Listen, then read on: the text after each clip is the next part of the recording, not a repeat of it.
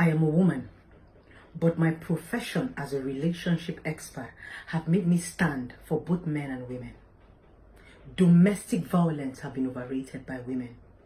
Women have now seen it and used it as a weapon to fight the men because they understand that the society frowns at it.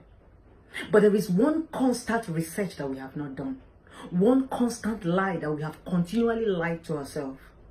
What causes domestic violence? Some people will say, oh no, there is nothing a woman should do that should make a man hit her. No matter what, no matter we get this every day, but that's a lie we continually tell ourselves. Because people who come public to constantly tell you this lie also beat their women. They are victims of their own words. We are hypocrites in this country. Because we do not bring out things from the roots, we cut it from the branches. What causes domestic violence? What makes these men constantly hit these women? That's one truth women have never said. One truth a lot of us have denied. Yes. Now, I have done my research. Now, if we have 100% of women, 65% to 70% of women trigger domestic violence. Yes, I said it. Women trigger domestic violence. 65% of them do. How do they trigger domestic violence? Verbal abuse. They abuse these men mentally. The craziest thing about the society, Africa, we have found ourselves in is that if you don't cry and you don't bleed, people believe that you don't feel pain. They forget about the mental pain they inflict on you. They feel that the only time you feel pain is when you cry and when you bleed. That's why the women have taken an advantage. Domestic injury, and they cry. That's why it looks as if, oh, the women are suffering. Men are suffering too. The difference is that they cannot cry. And sometimes they do not allow themselves to bleed for the fear of being called a coward. How is a man's face going to say, my wife beats me, my wife blow me, my wife slap? Even if the wife beat and blow and slap and go swallow him because he wants to be a freaking man. What about the mental health? What about what goes on in their head? What about what you have said to them? You're stupid, you're an idiot, you're a bastard, 1 minute man, poor man, poverty. You have abused this man mentally. The difference is that you have not seen them cry and you have not seen them bleed, but they bleed every time in their head when they remember these things. Can I shock you? Mental and verbal abuse lasts longer and is even more powerful, more violent than physical abuse. When people beat you, if they don't inflict injury on you, the pain goes away naturally. It's like when they flog you with a cane. But when you abuse people mentally and verbally, that shit sticks in their head and it rings a bell and begins to play like an audio and a video in their head. That's what we women do to our men. We mess with their head. But because they don't cry and because we don't see blood, we feel that we don't do anything. When you are done telling them you're a bastard, you're an idiot, you're an illiterate, you go back and you say, baby, I'm sorry.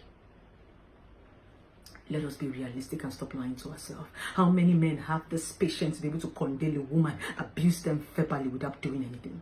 What about the women that will be abusing a man verbally, and the man wants to take a walk and avoid the drama, and she goes and locks the door and tell the man, you cannot do anything. You will kill me today. What do you want the man to do? For him to sit down and be correcting the insult of your man, you're stupid, you're a bastard, everything? Let's tell ourselves the truth. There are two things about a man and a woman. A man has might, a woman has mouth.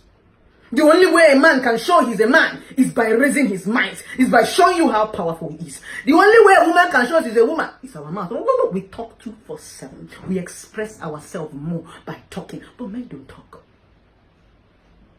Men also suffer domestic violence too. They are bleeding in their head. That's why they die quickly. They don't know how to express themselves. If we must reduce domestic violence, women, we must bridle our tongues. We need to reduce verbal abuse.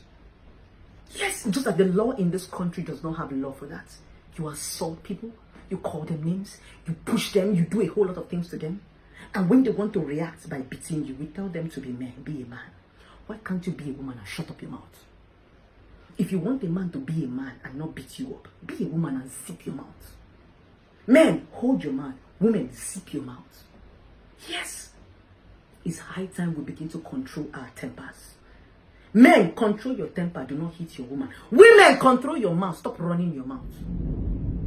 Yes. Don't expect to give people dagger. You don't expect to kill people and expect them to just sit down and be looking at you. They're humans. Men have blood flowing through their veins. They don't tell me about maturity. They're humans. Because when these men keep quiet for the first, you are mad. You tell them you are stupid, they keep quiet. You tell them you're a bastard, you keep repeating it and they keep taking it. They are human. They have blood flowing through their veins. Women have told men things that is enough to kill a human being. They are suffering mentally. They can't even voice. Our society would not even listen to them because they are supposed to be a man.